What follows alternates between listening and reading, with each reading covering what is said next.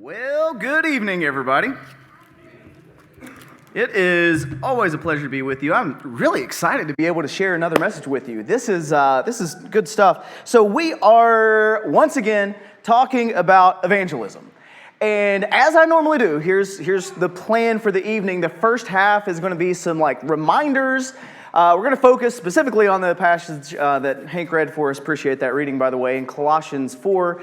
We're going to think through that and think how that equips us to be better at evangelizing and thinking through how we can just do that part of our work a little bit better. And then the second half, I'm going to focus our attention on one of the preachers that we support. Tonight's preacher, not to spoil anything for you, but it is Brother Isaac Nagur in India. He's in India. So we're going to talk about that a little bit as well. But it's always just a pleasure to share this with you.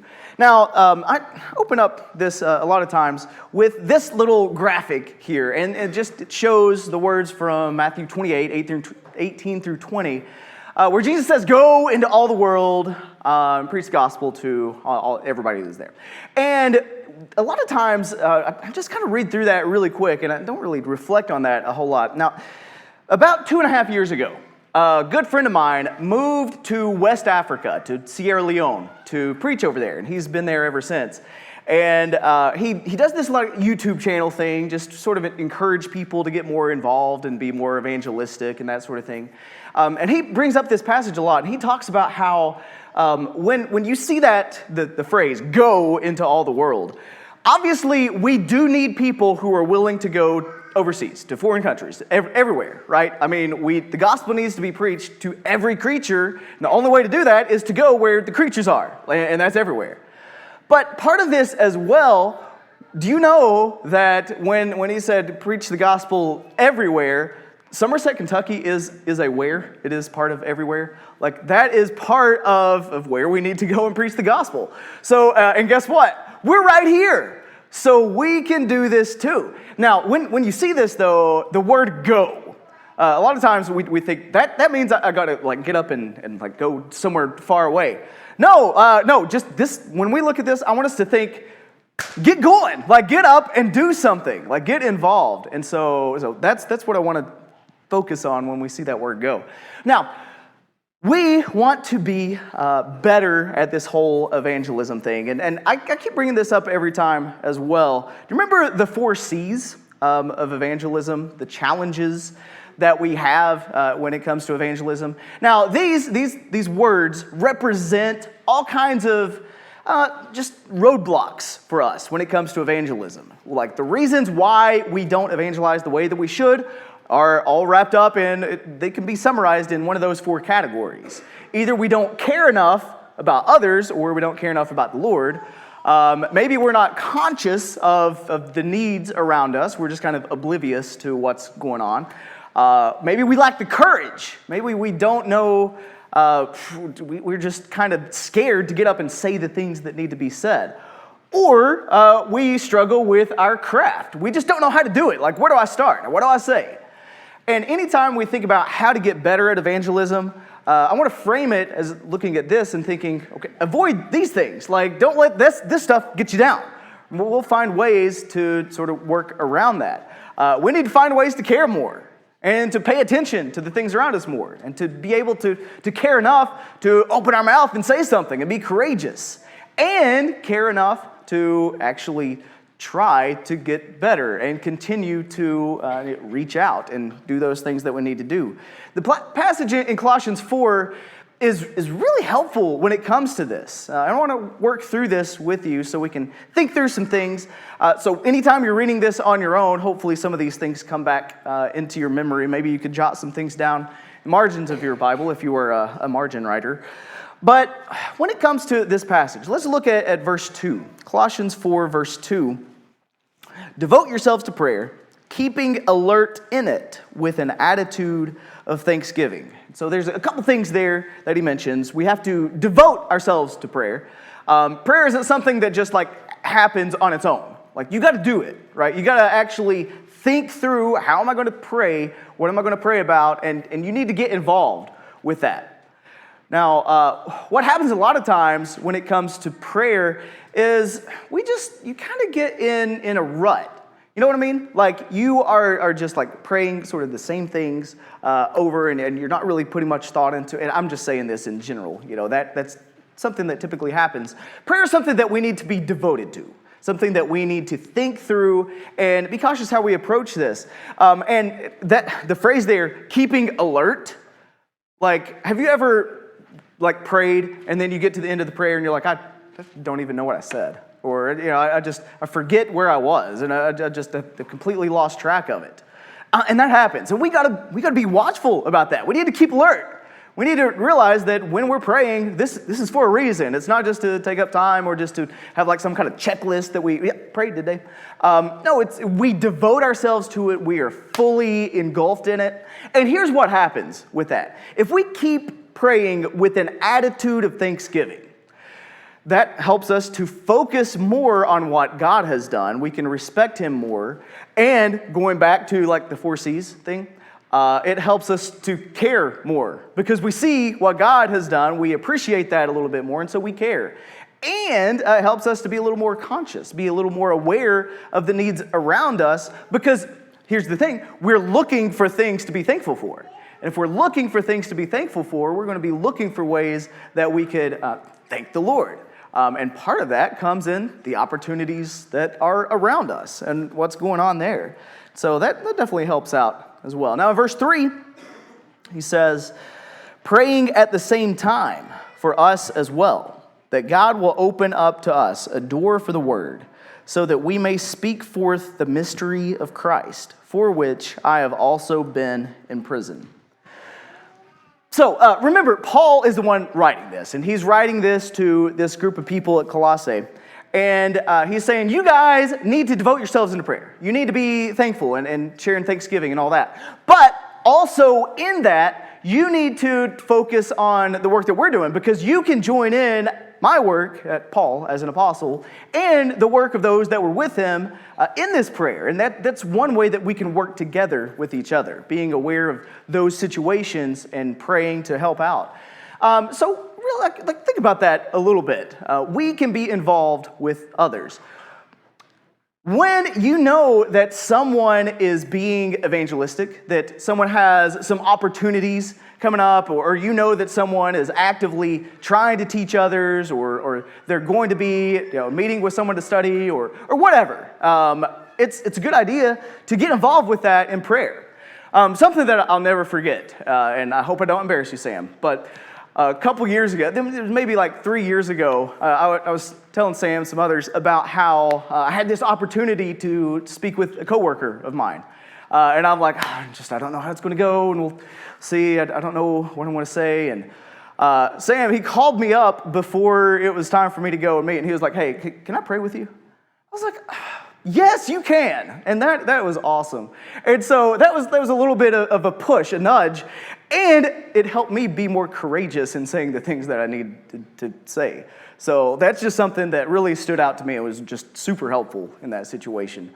We can do that for each other a little bit more. If there's a time where you're about to have a discussion with someone, it doesn't have to be like an official study. You're about to have a conversation with someone. And you want people to pray with you, that would be cool. That would be awesome. That's what we need to do. That's how we can help each other as we're doing all this.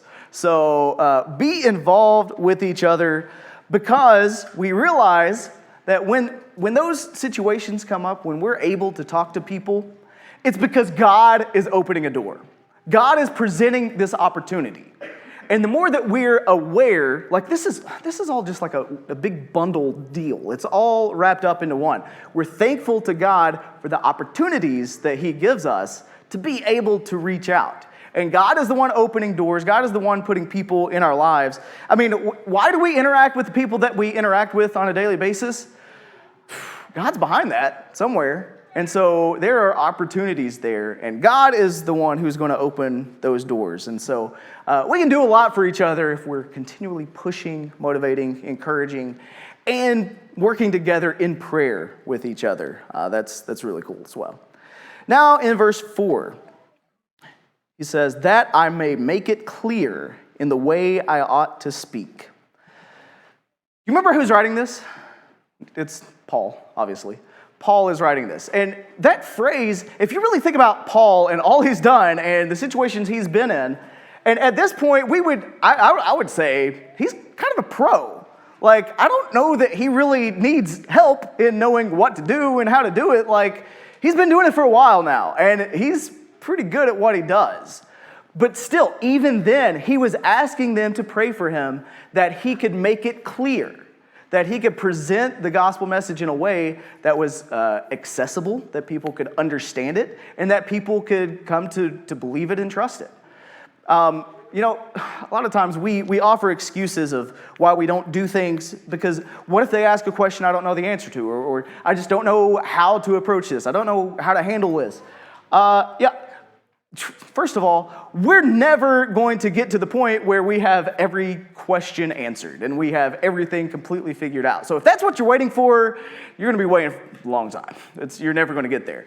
Paul, even here, he was asking that he could get even better, that he could continue to improve, to be more clear, and to reach others.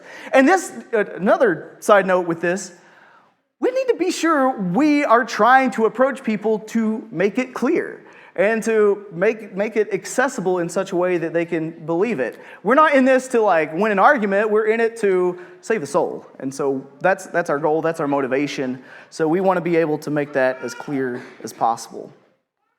In verse 5, he says, "Conduct yourselves with wisdom toward outsiders, making the most of the opportunity." So when he says walk in wisdom, other versions say conduct yourselves in wisdom, so however your version says that. It's about our actions. It's about what we do. It's about how we live our lives, how we conduct ourselves to the people around us. And this is really important because if you really think about it, every interaction that you have with anybody ever is an opportunity for evangelism. It's an opportunity to show God in your life somehow. Now, not every conversation we have is going to be a spiritually based conversation. It's not going to be, sometimes we have jobs and we are working and here we have like a work discussion or whatever.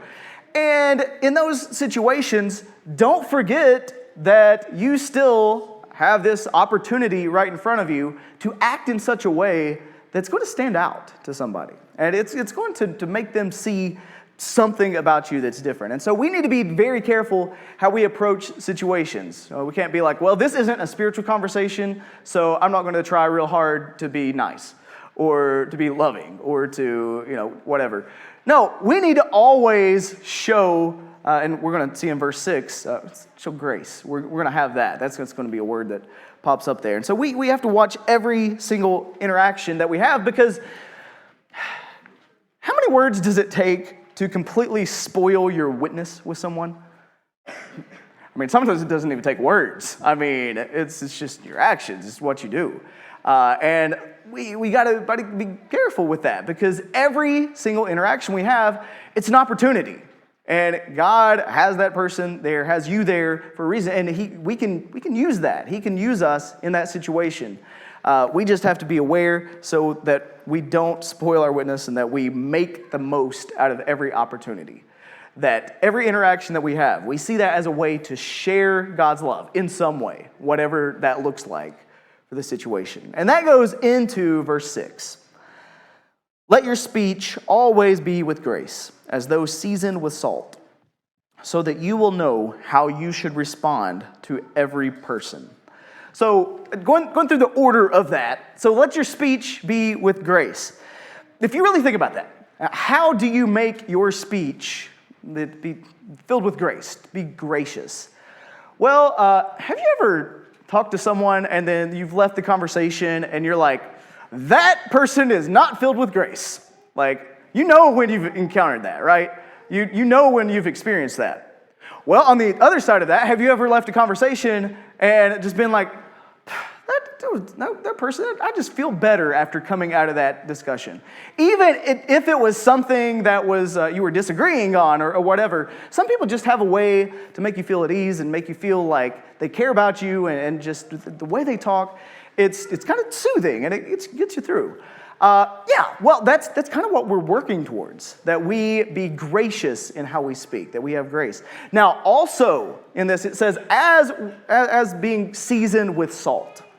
How do you put salt on food? How do you determine how much salt to put on food? Like, sometimes maybe you have a recipe or something like that, but really, the trick is, to know how much salt to put on food, you kind of gotta, practice a little bit, right? You gotta get some experience with that. You put a little bit of salt on it, see how it is. If it's not good enough, you keep going. If you put way too much, you can't really do much at that point, so it's just, we'll try better next time. But it's this thing. And some people, when they cook, they don't even have to, measure anything, right? You know people like that. A lot of you probably are like that, where you can put whatever seasonings in and it's going to come out perfect because you have experience with it. And you know how much, because a little too much seasoning is awful, not enough seasoning, that's pretty bad too. So you find a way to make it just right. That's the way our speech is. And that's the way evangelism is. Sometimes we come across, we're too harsh. But sometimes we come across, and we kind of just beat around the bush and never get to the point. We need to be somewhere in the middle there. Always with graciousness, always with grace. But make sure that we are trying to bring something good into that person's life. And we're trying to introduce that to them. And so that's how our speech should be. And again, it takes time and experience to get like that. We're not going to be able to do that. Even cooking. You can read as many cookbooks and watch as many YouTube instructional videos as you want to try to figure out how to cook. But until you actually do it and do it a few times, a lot of times, you're not going to be very good. And so it's going to take some effort. I think that's with anything. Same thing with evangelism. We have to get those reps in. We gotta figure out how to make that work so that we approach people in a knowledgeable way, that we may know how to respond to each person. We understand each person's different. Just the same thing with every food is different. You don't put the same amount of salt on every single food item that you ever encounter in your life. Some need more, some need less.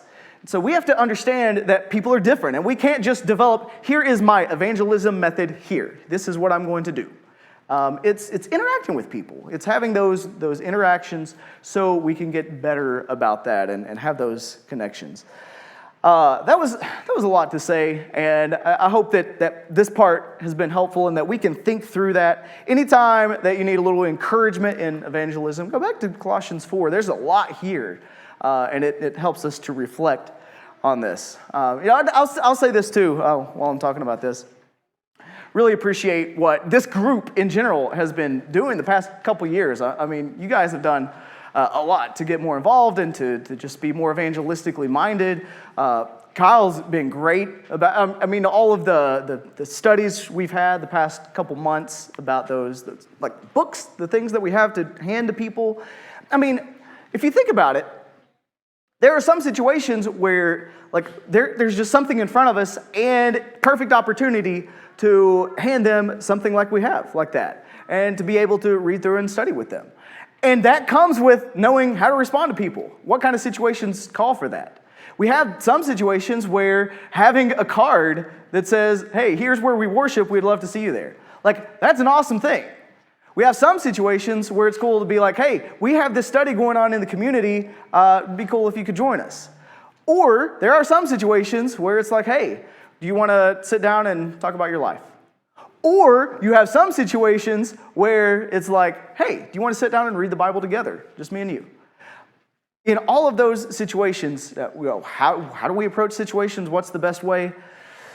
Try it out. See what happens. And this is something, the more you get familiar with interacting with people, the more you'll be able to kind of read the situation and figure out how you need to approach those situations. So, again, get some reps in, and let's try to encourage each other to do that.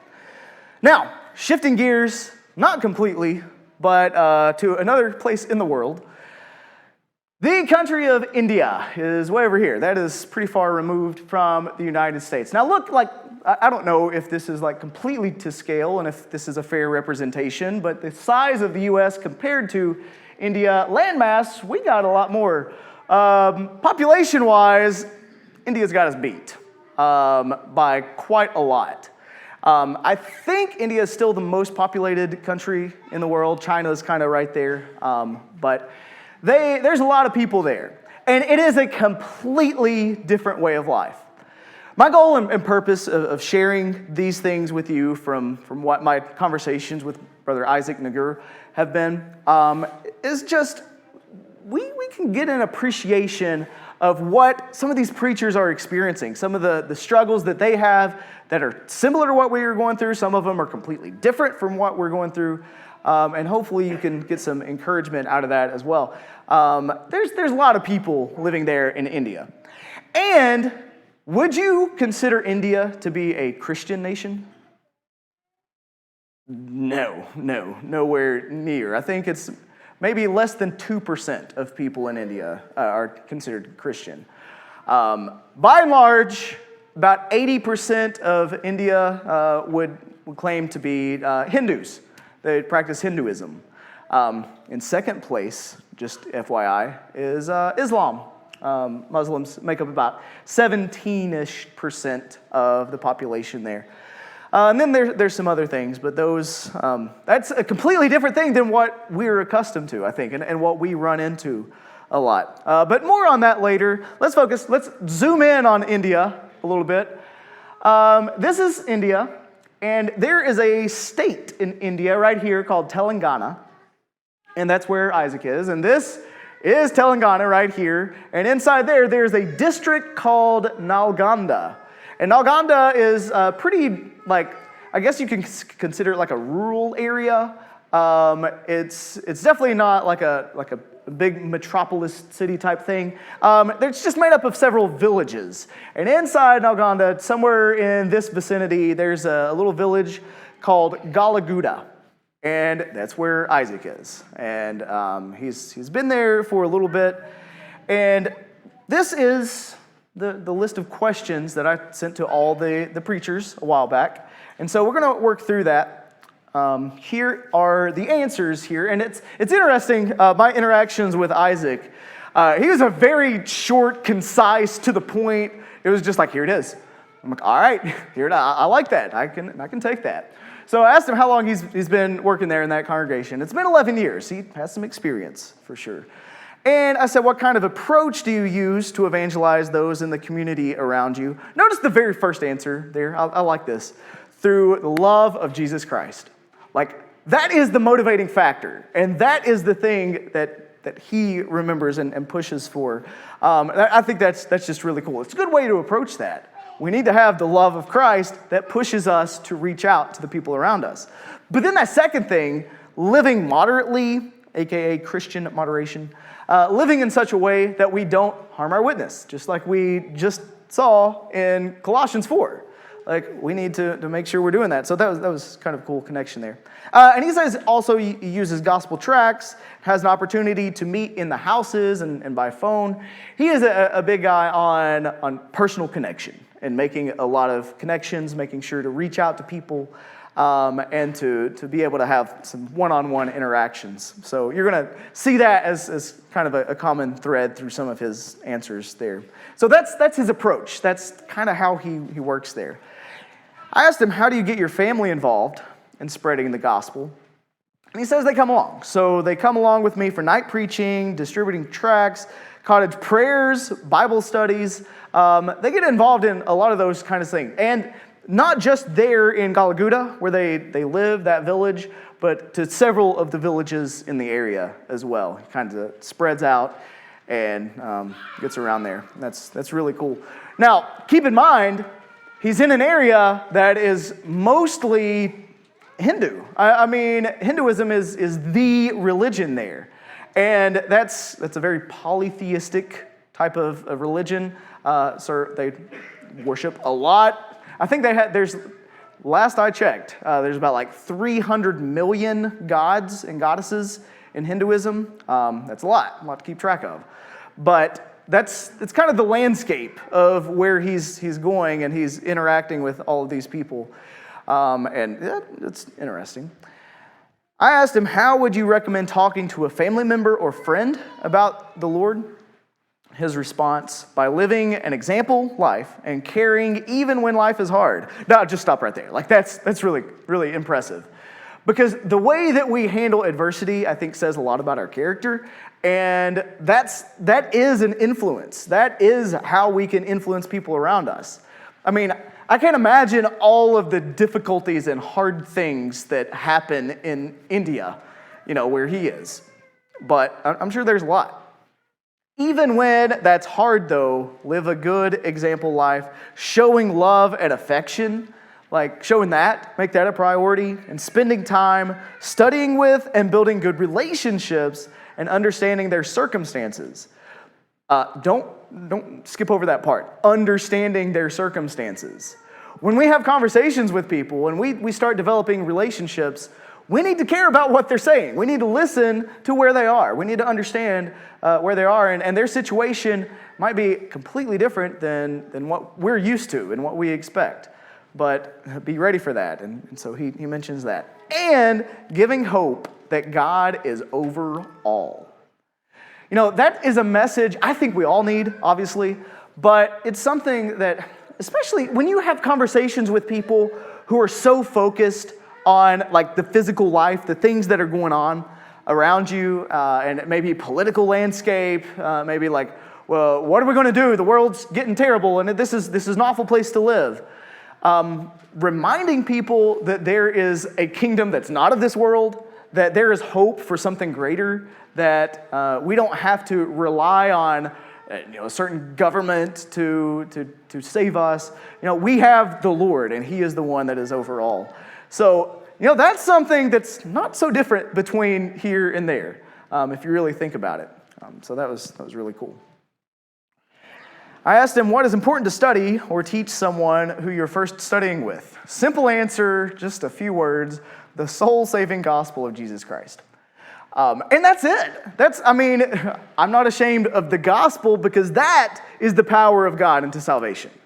That's our focus, if we can focus on the gospel. Not trying to, answer every single question about like church doctrine and all of those things. Focus on people need the gospel and they need a savior. And that's it. What are some ways that everyone can be involved in evangelism? So a lot of times, by the way, you see a lot in these slides about prayer meetings and that sort of thing. That's sort of another phrase he uses for worship services, and you see that a lot. So involved in those prayer meetings are Bible studies and those sorts of things. But I thought that was really cool, having some of those public things, Bible studies and inviting outsiders. When he says making them to hear the gospel, I think that probably sounds a little different in English than it did. It's just providing them an opportunity to see that. We're not forcing them, obviously, but we're showing them the gospel and caring enough about people to do that. So having like public forums, public places to do that, that's been really helpful to him. I asked, have you had much success using social media or similar things in reaching the lost? And pretty much no. Nope.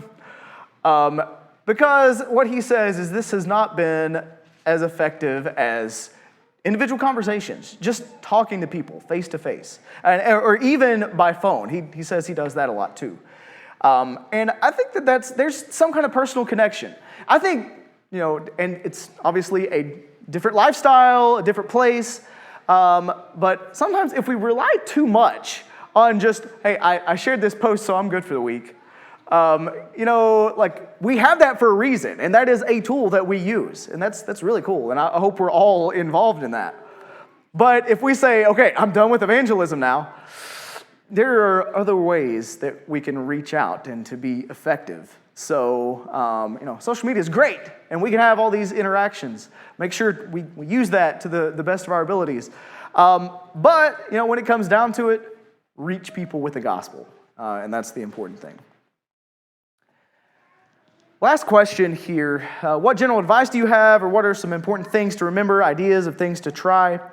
And he says, when you're preaching the gospel to people, and he specifically where he is, most of them that he interacts with are illiterate and in idolatry. which is a completely different kind of situation. Like that, just imagine if you want to have a Bible study with someone who can't read. How do you do that? What do you like? How do you approach that? And so you have to be creative in those things. And so those are just some of the situations that he's dealing with, and all of that. He also said it requires spiritual reading materials, gospel tracts, Bibles, help in evangelism. So he's able to get some of that together, and that helps as well. But all of that aside, I want to focus a little bit also on another interaction I had with Isaac. So back towards the beginning of last year, I was teaching a class in the back on world religions. And when I was getting to the sections where we were going to be dealing with Islam and Hinduism, I'm like, I want to check in with Brother Isaac to see just what's his experience like, because he's there in the trenches dealing with that. And so on here, specific challenges faced there. Islam, again, 17-ish% of India. Not really in the area that Isaac is. He knew about it, and he had some things to share there. But he said the things that he dealt with most dealt with Hinduism. And this is interesting because, once again, it is a very polytheistic type of religion. A lot of, like, 300 million gods. And but there was a lot of political things that happened there that has caused some difficulties. So in Hinduism, you have what's considered upper caste society and lower caste. And the lower caste people would have jobs that most people would consider pretty, like, either demeaning or just like really dirty or a lot of things that people wouldn't want. But then the upper caste was more of people in roles that were different than that. And a lot of times there was a lot of pressure from the upper caste dealing with political, and economical, all kinds of stuff. And the people who are in lower castes are kind of left behind and persecuted in a lot of ways. He said that the interactions he had with people in those situations, he didn't really know of anybody that he had interacted with that was in the upper caste of Hinduism who converted to Christianity. He said that they're much more likely in the lower caste to welcome you in, to have studies with you, and obviously not everybody is converted and believes, but they're at least willing to talk to you. And so he says that's an approach that he uses. And that, if we think about it, that we have to be sure that we're reaching out to everybody. We're reaching out to people that we can talk to, have those conversations with. I thought that was interesting. But also, something else that kind of puts them at odds with the upper caste, the lower caste, is, do you know that in Hinduism, the cow is like a sacred thing? It was like worshipped. It's holy. Well, the upper caste honors cow. They don't eat, at least where Isaac is. They don't eat meat. They don't eat cow meat anyway. But the lower caste still worships and honors, but they do eat that. And that really puts some more pressure on that situation, the upper versus lower caste. But there's just so many things that he deals with there in those interactions. Do you know what your family would do if you were a Hindu and you converted to Christianity? You wouldn't be welcomed.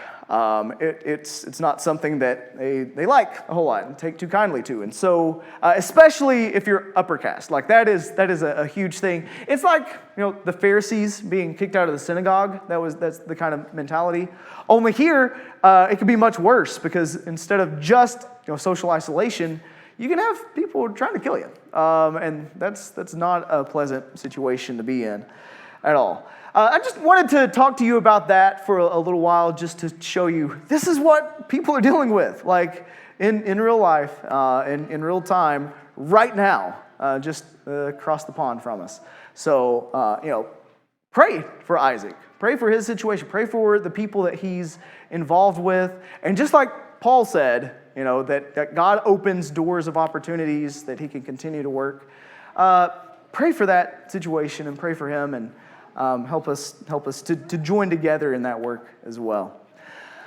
Well, I hope that something of value was in that and that you got something out of that. And you can, next time that you email Brother Isaac, you can mention that we talked about him and focused on that a bit. Our challenge for the month. We have monthly challenges. If you haven't been seeing those in the bulletin, look at those. If you open up the bulletin, it's at the bottom right. And our challenge for this month is find a way to serve at least 2 different people in some way this month. This is very vague and open-ended, so take that as you will, but find a way to be a servant, at least to 2 different people. You can, the upper limit is unlimited, 2 is your minimum. You can serve as many people as you can. But find a way to do that, because here's the thing. We need to be more involved with taking care of the needs of others, so we get outside of our own head and stop thinking about ourselves, and we focus on the needs of others so we can care more and be conscious more of what needs to be done and what needs to happen. And that helps open doors for the gospel as well. So consider that, and let's do that. Now, tonight, we have a perfect opportunity to right now think about the gospel and think about where we are with the Lord. Now, we've talked about how to reach the lost. If you right now are lost, if you don't have that connection with the Lord, we're ready to help you with that. We're ready to help you, to assist you to obey the gospel. Do you believe in Jesus? Do you know that He is the Savior of the world, that He died for you, that He died for your sins? And because of Him, if we repent from those sins, if we confess Him as Lord, we could have our sins washed away in baptism. And we're ready to help you do that.